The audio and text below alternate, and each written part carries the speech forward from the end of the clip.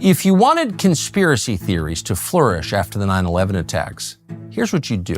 You'd suppress video evidence of the attacks themselves. You'd ship the rubble from the attacks overseas immediately without looking at it.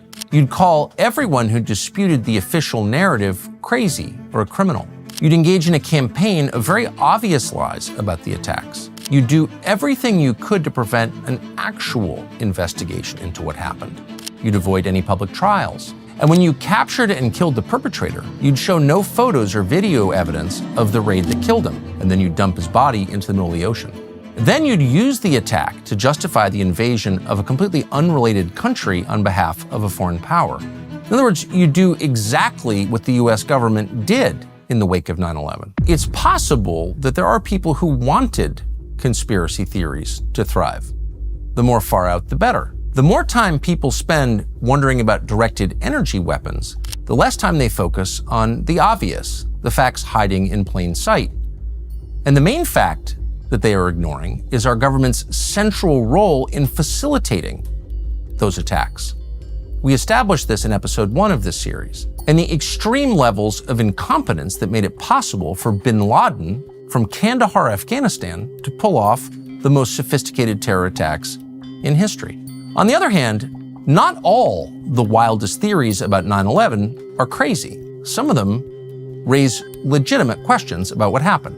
And in this episode, we'll go through those theories one by one and explain using primary source documents, interviews with CIA officials, contemporary news reports, exactly what we know about those theories.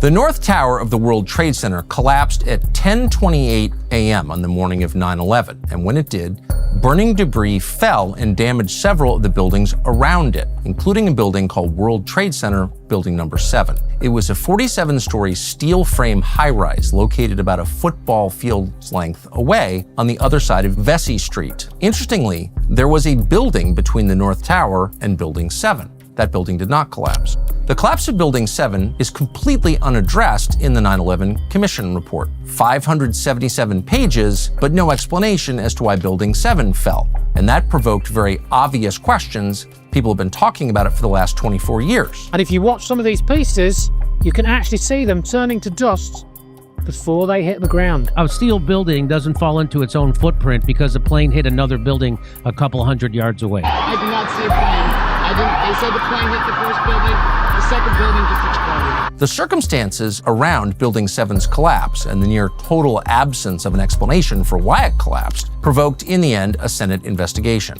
Start with Building 7. Again, I don't know that you can find structural engineers that would say that that thing didn't come down in any other way than a controlled demolition. Building 7 had a pretty amazing list of tenants. They included, ironically, the New York City Office of Emergency Management. That would be the agency responsible for responding to the 9/11 attacks. On the 9th and 10th floors of Building 7 were the New York Field Office of the United States Secret Service. The equipment and records they kept there were destroyed that day when the building collapsed. The building's 25th floor was home to a secret CIA office. Its records were also destroyed. Across the 25th floor was the Department of Defense office. It's unclear exactly what it was doing there. Building 7 was one of just 3 buildings that collapsed that day. The collapse of the other 2, the Twin Towers, got extensive coverage in the 9/11 report, of course. But Building 7 was almost entirely ignored. It's worth remembering that even on the morning of the 9/11 attacks, there were very prominent people already doubting whether a plane could take down a steel frame building. I said, how could a plane, even a 767 or 747 or whatever it might have been, how could it possibly go through this steel? I happen to think that they had not only a plane, but they had bombs that exploded almost simultaneously, because I just can't imagine anything being able to go through that wall. It just seemed to me that to do that kind of destruction is even more than a big plane, because you're talking about taking out steel, the heaviest caliber steel that was used on a building. I mean, these buildings were rock solid. One reason the 9/11 Commission may have effectively ignored the collapse of Tower 7 is because even now we don't really know much about it. On the morning of September 11th, Lower Manhattan was cut off from the public with military-style checkpoints. World Trade Center Building 7 collapsed that afternoon at 5:20 p.m. Video that has been widely circulated appears to show it falling symmetrically into its own footprint. Several buildings closer to the Twin Towers, meanwhile, remain standing. That's odd. And then the debris was removed immediately and shipped to Asia. That's even stranger. Where is all the rubble gone? And have you been able to, is there any way you can answer that question? I'm sorry, Peter, I didn't get the question. Okay, I apologize. Jackie Judd and several other people keep asking us, when you look at where the towers used to stand, there is surprisingly so little rubble. Where did all the rubble go? It's a very good question, Peter, and I have asked some people who've been doing some of the rescue and recovery work this morning. If you look behind me, you can see the very remains, the skeletal remains of the World Trade Center. And one volunteer, Robert Gerlinski, explained to me the reason there's so little rubble is that all of it simply fell down into the ground and was pulverized, evaporated. Now, I should say, though, for the last several hours, there's been a steady stream of dump trucks and other very large vehicles carrying out debris. According to a New York Times article published 5 months after the attacks, quote, an unknown number of steel columns has been sent off to mills as far away as Asia without ever having been examined or saved. This made it nearly impossible for engineers to answer the monumental questions of exactly why and how the buildings, designed to sustain a jet impact, completely collapsed. To the extent that any analysis of the debris was done at all, it was done by volunteers at a scrapyard in Jersey City, New Jersey. According to the New York Times, the deepest mystery uncovered in the investigation involves extremely thin bits of steel collected from the trade towers and from 7 World Trade Center, a 47-story high-rise that also collapsed for unknown reasons. The steel apparently melted away, but no fire in any of the buildings was believed to be hot enough to melt steel outright. 2 agencies investigated the collapse. One was FEMA, which relied on volunteers, and the other was NIST, the National Institute for Standards and Technology, funded by Congress. FEMA's explanation is that falling debris from the North Tower damaged the outer facade of Building 7 and started a series of fires in the lower floors. According to NIST, the collapse of the towers in the morning had damaged water mains, so the building's sprinkler systems failed. Since the building had been evacuated earlier in the morning and the fire department's resources were stretched to a breaking point by ongoing search and rescue missions, fire chiefs made the decision early on not to fight the fires that were burning in Building 7.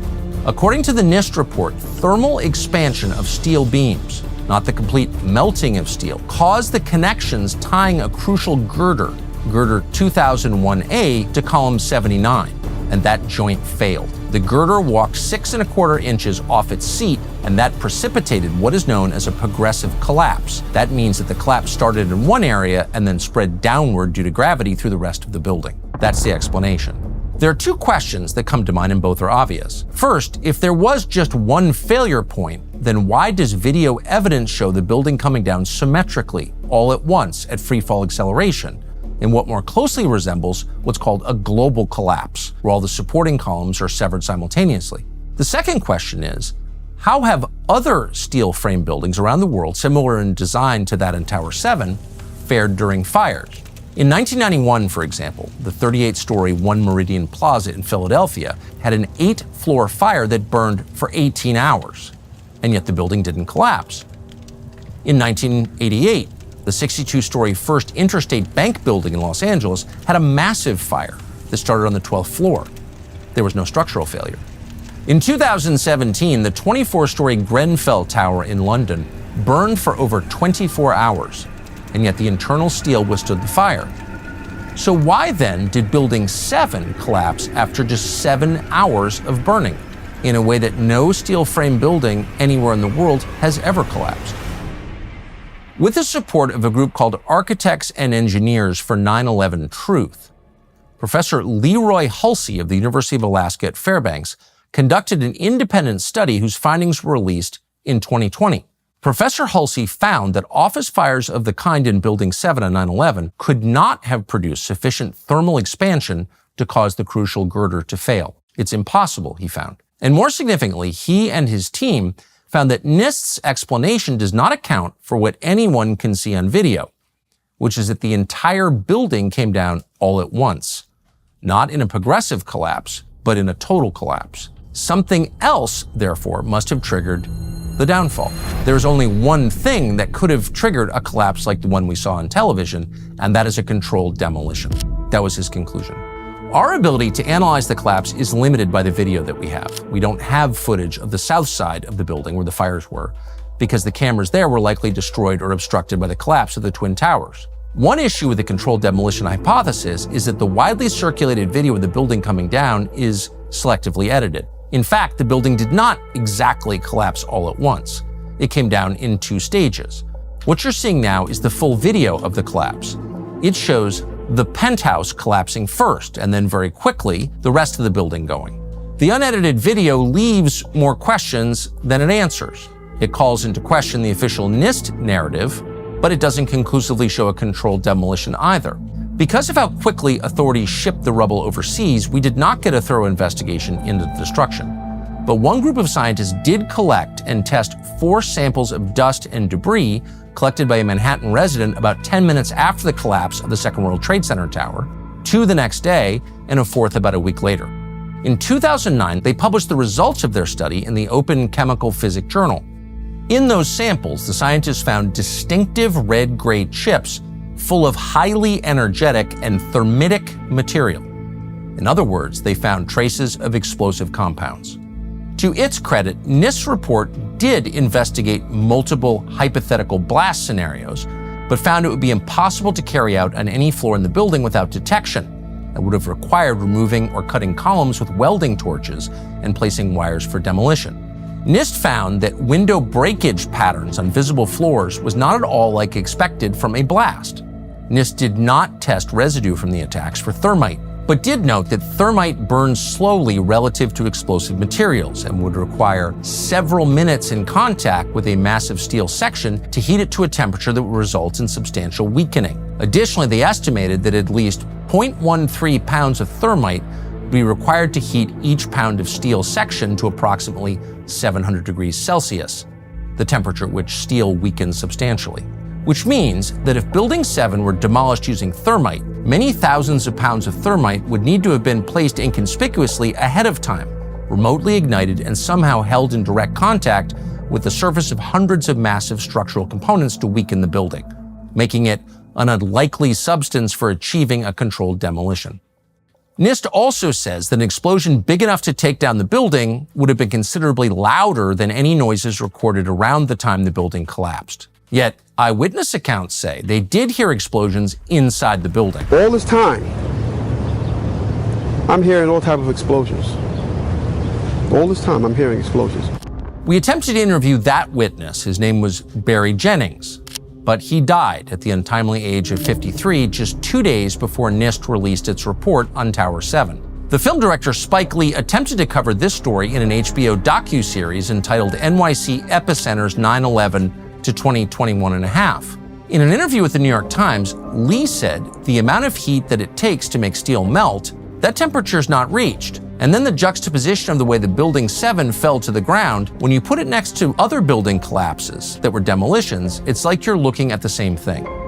For saying this, Lee was excoriated by the press, which usually lionizes him. He suggested that the official 9/11 narrative might be wrong, and for doing so, he was called an anti-Semitic conspiracy theorist by the Times of Israel.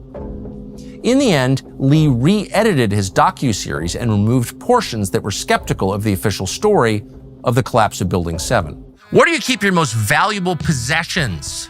Not your necktie or a pair of socks, but things you wouldn't want to replace or maybe couldn't. Heirlooms from your parents, your birth certificate, your firearms, your grandfather's shotgun. Where do you store those? Under the bed? The back of a closet? No, that's unwise and maybe unsafe. Liberty Safe is the place to store them. I would know. I have a Colonial safe from Liberty Safe. It's in my garage. It's the best. I keep everything in there. It's a ProFlex system. Allows you to design the inside of your safe in a way that works for you. It's not a fixed setup. Someone else puts the shelves in and you have to deal with it. You make it the way you want it. Have a stock of rifles? You can make room. Need more shelves for handguns, for documents, for valuables, for gold. You can do whatever you want. You can refigure your safe in minutes. Maximum flexibility, maximum convenience. Liberty Safe is America's #1 safe company made in the United States. Great people, I know them. Visit libertysafe.com. Use the code Tucker10 at checkout for 10% off Franklin and Colonial safes featuring the ProFlex interior that you customize. You're going to dig it. We definitely, plus they're good looking, I will say. Another unusual aspect of Building 7's collapse is that some media outlets reported it happened before it actually happened. Here's footage of the BBC reporting that Tower 7 was down. Keep in mind, this was filmed live 20 minutes before Building 7 actually collapsed. Jane, what more can you tell us about the Salomon Brothers building and its collapse? Salomon Brothers was Building 7's major tenant, and you can see the tower in the background of the shot. Was that just rushed reporting on the day of the attacks? Or did the BBC have advance word that the building was coming down? If the media did have foreknowledge of the events that day, they weren't alone. Buried deep in the 9/11 Commission report on page 499, one easily missed footnote says there was a surge in put options, investments that profit when stock prices fall. These put options were put against United Airlines' parent company, and they were placed on September 6th and then against American Airlines on September 10th. Incredibly, the report goes on to note that 95% of the trade against United Airlines was made by a single US-based institutional investor. So who was that investor? Well, we don't know. The US government is still hiding his name. They refuse to tell us. Why? No one will say. The commission report says an investigation by the FBI found out the trades were, quote, innocuous, whatever that means. Researchers have since discovered that these trades are far from innocuous, with trading volumes showing statistical significance, massive statistical significance. There were other trades too. On September 7th, the number of put options placed against British Airways was 4 times the normal volume. The number of put options against American Airlines on the day before the attack was 285 times the normal volume. In the days before the attacks, put options surged against Morgan Stanley and Merrill Lynch. Both banks had sizable offices in the World Trade Center. There were also notable surges in gold and oil call options in advance of the attacks. But who could have known the attacks were coming, apart from Al-Qaeda? One highly significant yet often overlooked aspect of the 9/11 attacks is that foreign intel agencies, including those of ostensible allies, likely had detailed prior knowledge of the event. These 9/11 hijackers had come from Germany. Were the Germans asleep at the switch, or did they just not tell us anything about these people? John Kiriakou was chief of counterintelligence on the bin Laden unit. What about the Israelis? What about the Saudis? There is solid evidence that members of the Saudi royal family were working with al-Qaeda terrorists. The 9/11 Commission, not surprisingly, ignored this subject altogether. Here's what we know. As early as January of 2001, France's Foreign Intelligence Service learned that al-Qaeda was planning a hijacking plot involving a U.S. airline. What did the French tell the United States and when? We don't know. But the French are not alone. Others knew.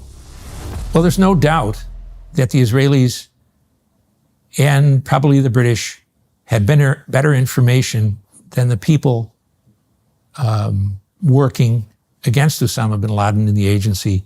Much better information. Michael Scheuer ran the CIA's bin Laden unit in the late 1990s. One reason foreign governments may have had superior information is that the NSA frequently shared signals intelligence details with them, details it withheld from our own CIA. Signals intelligence is a type of espionage that deals with intercepting phone calls and radio communications. We needed the collection of signals intelligence out of Afghanistan. And since there was no central telephone company or communications companies, it was very limited. You had to be lucky to find the signal. Well, we found a couple of signals, and we shared the information with NSA, and they collected information and wouldn't share it with us in the raw form. NSA reports are generally summaries of what people say over the phone. You don't really know always who's talking to who. The first thing we did when we got the first copies of translated material, we sent them to NSA and said, can you please provide the other half of this to us? And they said, thank you very much, but under the 1947 Act that created NSA, we don't have to share that with anyone, and we're not going to. But somehow the Israelis and the Saudis always were able to find out something was there that they wanted. And so when we refused, they'd call the White House would call the DCI, and the DCI would say, give it to them. We know very little about NSA's foreknowledge of 9/11 because the 9/11 Commission barely investigated it. Keep in mind, the NSA is the largest American intel agency by far. And yet the Commission never assigned a staff member to research NSA files, in part because some of the 9/11 commissioners and staff simply did not understand what the NSA was and what it did. Even now, the NSA's terrorism archives still have never been thoroughly reviewed by outside investigators. If someone ever did go through those files, they'd likely find a treasure trove of previously undisclosed warnings about the 9/11 attacks. The NSA was the primary agency responsible for monitoring the switchboard through which al-Qaeda operatives communicated with each other. It's certainly an absurdity for what the American people pay for signals intelligence to be collected, translated, and supplied to the intelligence community, to have the British, the Saudis, the Israelis getting information from our national security agency that we in the agency were not privileged enough to get. A number of foreign governments may have had foreknowledge of 9/11, but the Israeli government stands out in particular. And here's why. On the morning of 9/11, a group of 5 Israeli nationals purported to have witnessed the initial explosion of the World Trade Center and were seen to be celebrating the event. At the time, the celebrations received quite a bit of mainstream media coverage. Fox News has learned some U.S. investigators believe that there are Israelis again very much engaged in spying in and on the U.S., who may have known things they didn't tell us before September 11th. It's striking to see operatives from a supposedly allied country celebrating the mass murder of Americans. But it is true that some in Israel saw the attack as a good thing for them. A September 12, 2001 article in the New York Times quotes now Israeli Prime Minister Benjamin Netanyahu responding to the 9/11 attacks. Quote, "It is very good," before adding, well, not very good, but it will generate immediate sympathy. Netanyahu predicted that the attack would strengthen the bond between our two peoples because we've experienced terror over so many decades, but the United States has now experienced a massive hemorrhaging of terror. According to FBI documents, the Israelis caught celebrating the 9/11 attacks had videotaped the terrorist attack on the World Trade Center and may have possessed foreknowledge of the same. When the Israelis were arrested in New Jersey, they were carrying box cutters, multiple passports, thousands of dollars in cash, and photos of themselves smiling with the World Trade Center burning in the background. The Israelis are always for the Israelis first, last, always. They don't like the United States, except for the most part, our money. And yet, our National Security Agency is producing information for them, but not shareable with its own people. Go figure. According to FBI records, polygraph tests administered by the FBI suggested that they did not have foreknowledge of the attacks, but did engage in deception and were likely involved in illegal foreign counterintelligence. They were spying in the United States. The leader of the group, a man called Dominic Suter, fled to Israel on or around September 14th, 2001, immediately, and he was later included on an FBI anti-terror watch list distributed to European allies in May of 2002. Most of the Israelis were held in FBI detention for 2.5 months before they were deported for visa violations, a common way to expel foreign intel assets from allied countries. The Israelis pride themselves on having infiltrated every Arab intelligence service, every terrorist group. Did the Israelis know about 9/11 and not tell us? One memorandum submitted to the 9/11 Commission presented substantial evidence suggesting that numerous art students from Israel, who were in fact Israeli intel assets, had been strategically located across the United States. It's hard not to notice that they lived near the future 9/11 hijackers. There were groups of Israelis traveling around the country as artists, sketching things. Happened to be one time around Cape Canaveral, I remember, and other places where there were certainly things to paint and sketch, but also noticeably near military installations or some other kind of installation in the government. So I think that's an open question yet. The so-called Israeli art students centered their operations in Hollywood, Florida, and northern New Jersey. Those are the exact locations of the hijackers before the attack. According to the memorandum, quote, "It is very difficult to believe, based on the existing evidence and the location of their common central operating bases, that this group was not tracking the future hijackers and their collaborators as well." According to The Forward, a Jewish publication, quote, "The Israeli government acknowledged the operation and apologized for not coordinating it with Washington. Within a week of the attack, Israeli intelligence officials claimed they warned the United States about large-scale terror attacks on highly visible targets in the United States. But those specifics of those warnings have never been made public. There's no evidence they happened." In fact, in the whole time I worked in counterterrorism from 92 till 2004, I never saw one piece of information from the Israelis that was really worth anything. As Americans, we need Washington to create a new, truly independent commission, one that does not lie, and that instead investigates what happened on 9/11 and answers the questions we've posed in this episode. Who made the decision to ship the debris from the attacks out of this country immediately, and why?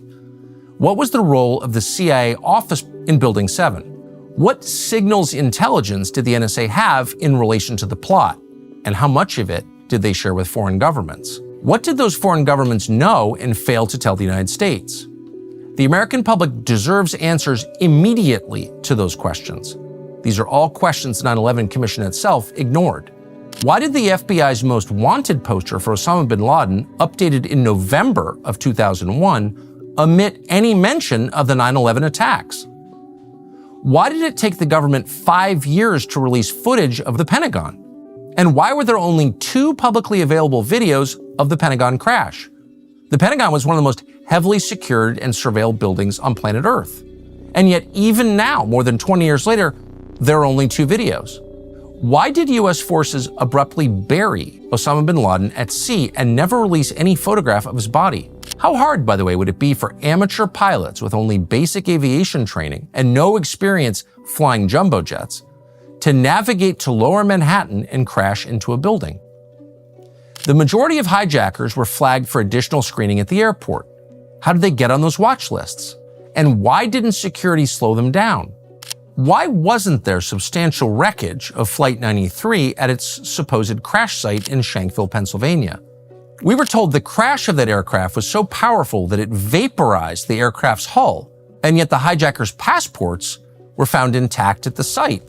How does that work? And who was being protected by the Commission's unwillingness to answer these questions? Someone was. None of these questions were even asked by the 9/11 Commission. It's time that someone asked them and that the government answers them. On September 11, 2001, nearly 3,000 people were murdered. In the years that followed, hundreds of thousands more perished as a result of our response to those attacks. The government enacted measures that suspended constitutional protections, the freedoms this country was created to protect. They're gone now. The government employed illegal warfare tactics, including torture and the murder of innocent individuals. Those attacks fundamentally altered the way America operates, the way all of us live here. And yet not everyone suffered in the aftermath of 9/11. Some emerged the winners. We'll reveal who profited from 9/11 in the next installment of our series.